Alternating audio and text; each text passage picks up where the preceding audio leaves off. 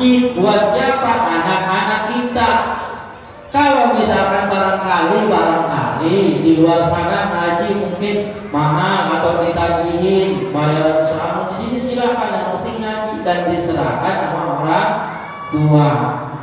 Karena kunci anak bisa sukses, bisa terap ilmunya, orang tua punya peranan.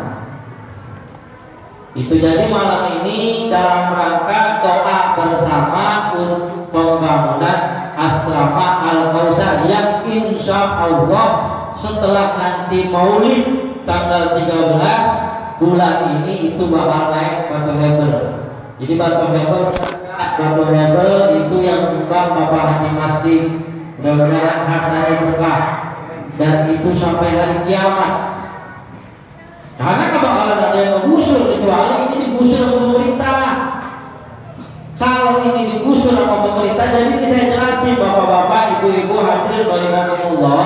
Kalau kita sedekah di tanah yang tanahnya belum diwakafin, berarti itu sedekahnya nanti dihitung, cuma nanti hitungan. Kalau misalkan tidak berjalan bisa dijadikan kontrakan, jangan disalahin. Kenapa? Karena tanah pribadi. Umpama si A ngebangun majelis taklim. Nih saya ceritain.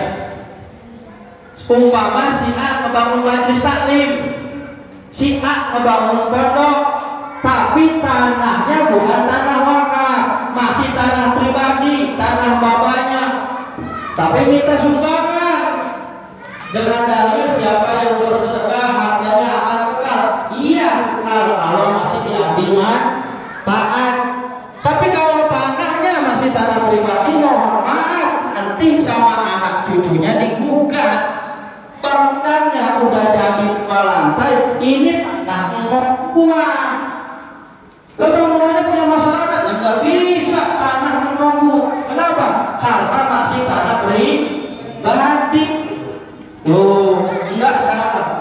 Tapi kalau tanah wakaf ila yaumil qiyamah, sampai hari kiamat, kalau mau digusur sama pemerintah dan tidak ada yang bisa mengotak-atik. Kenapa? Karena kita negara hukum. Tuh, jadi kalau misalnya ada saudara kita, tetangga kita ngebangun majelis taklim tapi tanahnya masih tanah pribadi, saya khawatir ke depan dipermasalahkan anak dan cucunya. Kenapa? Masih tanah pribadi. Tapi kalau tanah wakaf itu didaftarkan di KUA, didaftarkan di Badan Wakaf Indonesia. Jadi aman. Kita mau bersedekah, kita mau ngamal yang benar-benar itu yang disebut dengan sedekah jariah. Bapak Haji Masdi udah ngasih hebel 10 kubik. Terus Bos Beni udah siap nyumbang jendela aluminium dan pintu. Kemudian tetangga packing semen 10 sak. Jadi doa malam ini tujuan dan rencana niatnya begitu, supaya kita paham mana yang harus dibangun, mana yang biasa-biasa saja. Ahlan masalah dari Sumana, tadi ini konvensional.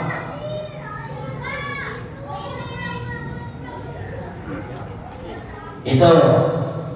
Jadi jangan salah. Berapa banyak tanah itu menjadi sengketa? Kenapa? Karena belum terdaftar di wakaf. Ya kita nyumbang sah-sah aja nyumbang, tapi nanti kedepannya belum ada kejelasan hukum gitu. Itu. Jadi doa ini untuk asrama Al-Kautsar yang mudah-mudahan dengan doa kita bersama dengan mukjizat Quran, pertama Allah lancarkan pembangunan kita. Amin. Dan yang kedua kita yang akan mendapatkan syafaat di dunia, lebih-lebih di yaumil qiyamah.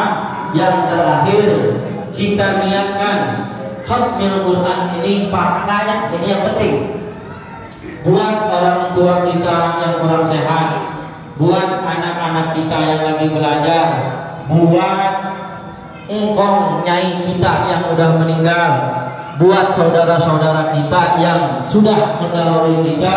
Mudah-mudahan ayat Quran yang kita baca dan nanti kita hadiahkan sampai kepada beliau.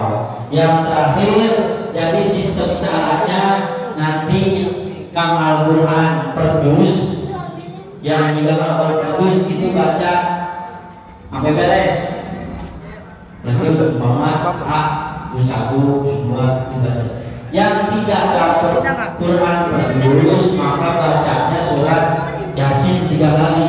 Jadi nanti dipimpin Ustadz Anwar, dipimpin oleh Ustadz Anwar baca Yasin, kemudian nanti Yasinnya 3 kali, baca Yasin 3 kali karena satu juz ini lama juga baca pada satu juz lama juga. Jadi baca Yasin 3 kali, baca juz ini beres, habis Yasin disambung tahlil. Nanti setelah tahlil kita doa bareng-bareng. Nanti Yasin pertama oleh